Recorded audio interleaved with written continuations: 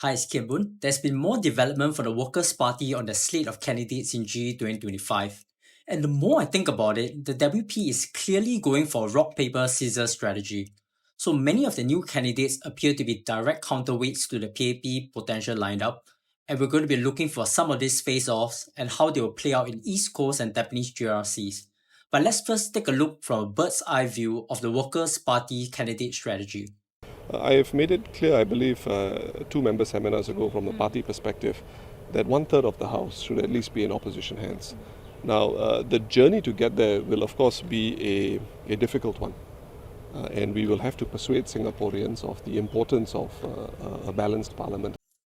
So that was the Workers' Party chief, Mr. Pritam Singh, explaining their medium-term goal of winning one-third of parliament seats. As it stands right now, the WP looks like they'll be standing by that goal.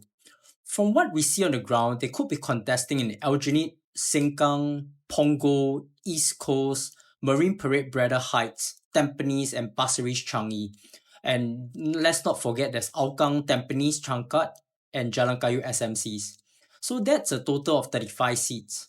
With a total of 97 seats up for grabs, that's slightly more than a third of parliament that will be in play. So one of the things I keep talking about is their overstretched resources, and I'm referring to the number of candidates as well as boots on the ground.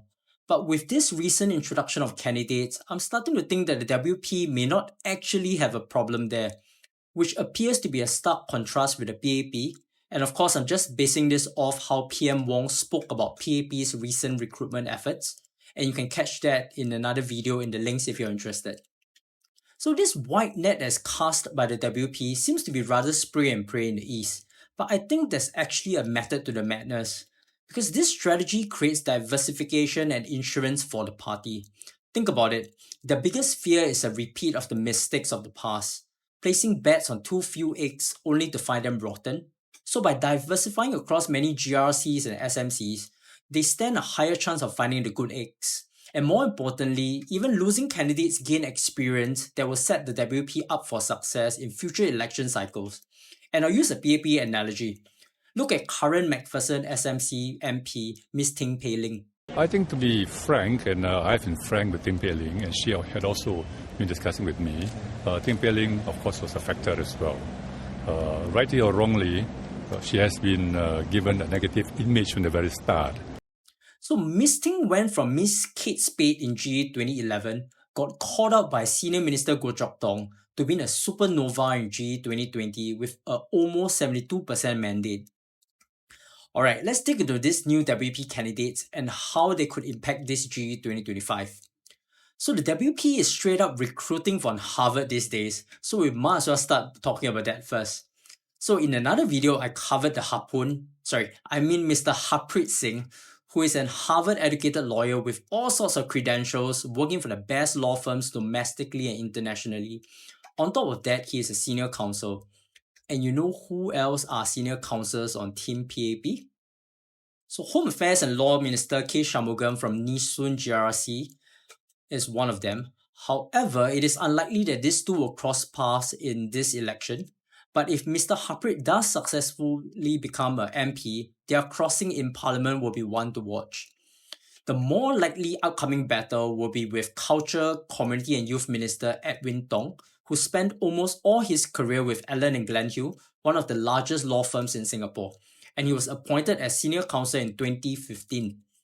So ever since the 2025 electoral boundary changes, he went from former Marine Parade GRC to today's East Coast GRC. And what do you know? Mr. Harpreet literally is only seen in these two GRCs since his debut in August 2023. So to add to the excitement, the Workers' Party has another legal mind up their sleeves for East Coast. So 42-year-old Mr. Ang Boon Yao from Yo Marini Law Corporation has been very active in the region. And rounding up the three remaining Workers' Party members is challenging because old-time WP member Mr. Terence Tan and ex-member Ms. Nicosia are no longer with the party. But based on who was seen walking the ground with Mr. Ang recently, we can expect a 53-year-old Mr. Abdul Sharif who ran in GE 2020.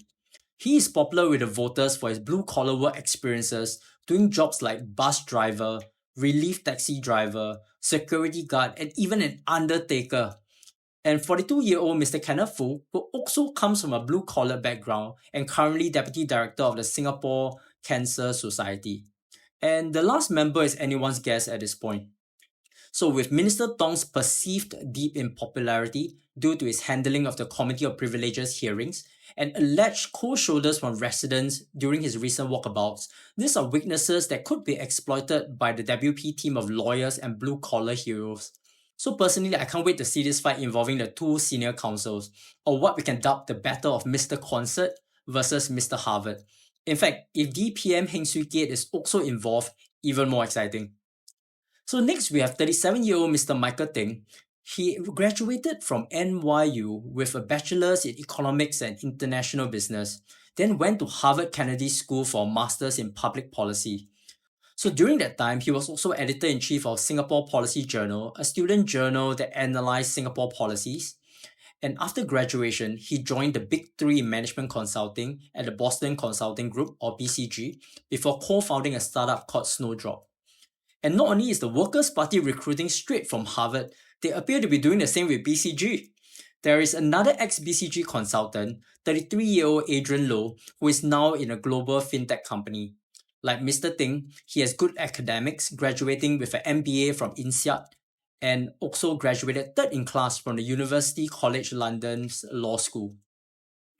So these two former management consultants are likely to run in Tampines GRC. And Tampines GRC has been designated to have at least one Malay candidate, so that is likely to be rounded up with 42-year-old Miss Afifa Khalib, who works in the financial services industry. And the last two slots are likely to go to 46-year-old Jasper Kwan, who is in the payments industry, and 53-year-old Jimmy Tan, who is doing industry equipment sales.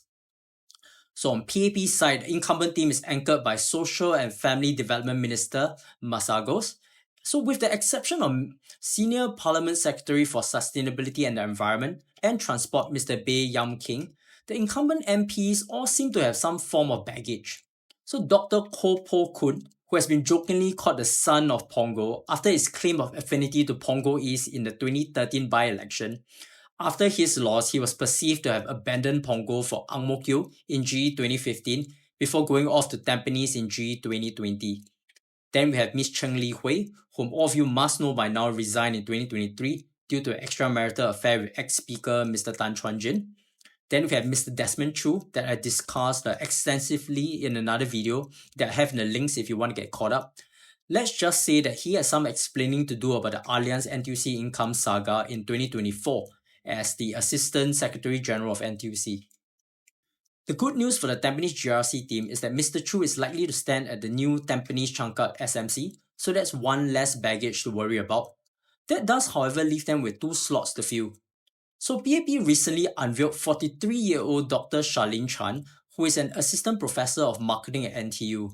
So she's currently the second grassroots advisor in Tampines, and that is very telling, because there is a clear precedence of second grassroots advisors running for elections. Just look at Mr. Desmond Chu in Tampines itself, and Miss Carrie Tan over at Nee Soon GRC. So I think it's a safe bet that Dr. Chan will be running in GE 2025. And the last slot is anyone's guess at this point. So it will be very interesting at Tampines GRC. It will be Workers' Party's private sector powerhouse versus a more old school PAP team setup. And I wonder who will prevail in GE 2025. So that's all we have with these new candidates from the Workers' Party and the dynamics in East Coast and Tampines GRCs. So what are your thoughts about these developments? Let us know in the comment section below. And until next time, this is our Red Dot Perspective.